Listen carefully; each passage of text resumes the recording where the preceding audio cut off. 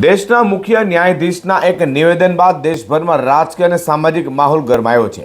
બેરોજગાર યુવાનો કોકરોચ સાથે સરખાવતું નિવેદન સોશિયલ મીડિયામાં ભારે ચર્ચાનો વિષય બનવા પામ્યું છે। સુરતમાં પણ યુવાનોમાં આ મુદ્દે ભારે રોષ જોવા મળી રહ્યો છે।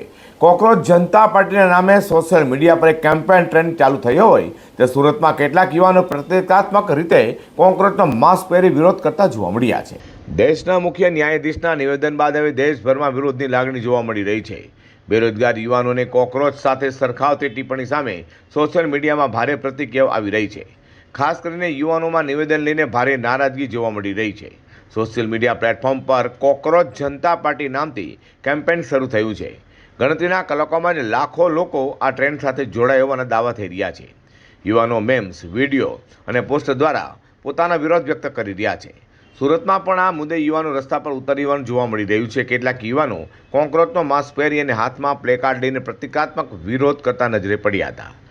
તો યુવાનોનું કહેવું છે કે દેશમાં બેરોજગારીનો પ્રશ્ન દિવસે ને દિવસે ગંભીર બનતો જઈ રહ્યો છે, પરંતુ પ્રશ્ન પૂછનારાઓને જે નિશાન બનાવી રહ્યા છે। વિરોધ કરેલા એક યુવાને જણાવ્યું હતું કે દેશના બેરોજગાર યુવાનો રોજગારી, ભરતી અને ભવિષ્ય અંગે સવાલ કરે છે, એટલે તેમને કોકરોચ કહી અપમાનિત કરવામાં આવે છે। સરકાર પૂરતી રોજગારી આપી શકતી નથી અને યુવાનોના પ્રશ્નોના જવાબ પણ મળતા નથી। આ સમગ્ર મામલે સોશિયલ મીડિયામાં રાજકીય ચર્ચાઓ પણ તેજ બની છે। કેટલાક લોકો નિવેદનનો વિરોધ કરી રહ્યા છે, તો કેટલાક લોકો તેને અલગ રીતે રજૂ કરવાનો પ્રયાસ કરી રહ્યા છે, પરંતુ બેરોજગારીનો મુદ્દો ફરી એકવાર દેશવ્યાપી ચર્ચાનો વિષય બન્યો છે। જી, આપનું નામ? મારું નામ છે પરેશ કુમાર મધુકર મહાલે। જી, શું કહેશો, શા માટે કોકરોચ બનવાનું? આજ રોજ અમે કલેક્ટર ઓફિસ આવ્યા છીએ। સુપ્રીમ કોર્ટના જે CJI છે, ચીફ જસ્ટિસ ઓફ ઇન્ડિયા, જે બેરોજગાર યુવાનો છે, જે સોશિયલ મીડિયા પર આવીને પોતાનો રોષ વ્યક્ત કરી રહ્યા છે, જે બેરોજગાર યુવાનો આરટી એક્ટિવિસ્ટ બની રહ્યા છે, જે બેરોજગાર યુવાનો પત્રકાર બની રહ્યા છે, અને CJI દ્વારા આ તમામ બેરોજગાર યુવાનોને અને આરટી એક્ટિવિસ્ટોને જે કોકરોચ તરીકે સંબોધન કરવામાં આવ્યું છે CJI દ્વારા, એ શબ્દોનો અમે અને CJI સાહેબનો વિરોધ કરીએ છીએ। ખુલ્લેઆમ ભ્રષ્ટાચાર ચાલુ છે, તંત્ર જવાબ નથી આપી રહ્યું।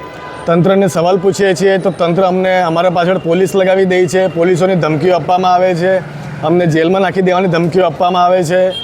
ભ્રષ્ટાચાર વધી ગયો છે, બેરોજગારીનું પ્રમાણ વધી ગયું છે। એ બાબતે આજરોજ અમે કલેક્ટર ઓફિસ આવ્યા છીએ। સુરત સહિત અનેક શહેરોમાં યુવાનોમાં આ મુદ્દે રોષ જોવા મળી રહ્યો છે। હવે આ સમગ્ર વિવાદ પર આગળ શું પ્રતિક્રિયા આવે છે અને શું કોઈ સત્તાવાર સ્પષ્ટતા કરવામાં આવે છે કે તેના પર સૌની નજર ટકેલી છે।